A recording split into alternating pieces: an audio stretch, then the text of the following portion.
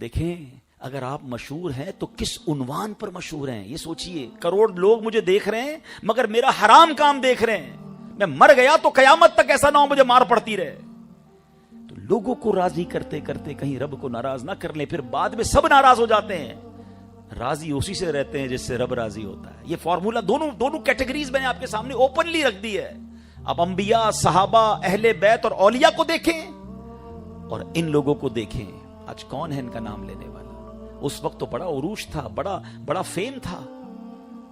اب آتے ہیں ہم اپنے بارے میں بات کر لیتے ہیں. آپ کہیں گے جناب میں تو کوئی اس طرح کا ناچنے گانے والا تو نہیں ہوں, میرے تو کوئی ایسا کام نہیں. لیکن ہم اپنی زندگی میں یہ غلطیاں کر رہے ہوتے ہیں. بیوی راضی ہو جائے, بچے راضی ہو جائیں, فرینڈز راضی ہو جائیں, کیا کریں جناب, دوستوں کے لیے کرنا پڑتا ہے. معذرت کے ساتھ میں بھی ایک شادی کی محفل میں آیا ہوا ہوں. اگر میں اپنا فرض ادا کر کے جاؤں گا کہ آج شادی میں ہم کیا کچھ ایسا نہیں کرتے جو رب کو ناراض کرنے والا ہو. کس لیے؟ چند دوستوں کے لیے, چند رشتہ داروں کے لیے کہ لوگ کیا کہیں گے, بھائی کوئی بڑا فنکشن نہیں کیا, لوگ کیا کہیں گے, کوئی بڑا کمال دھوم دھڑکا نہیں کیا. چند لوگ راضی رہیں گے, تھوڑے دنوں تک باتیں کریں گے, یہ تو چلے جائیں گے اپنے گھر پر. اللہ ناراض ہو گیا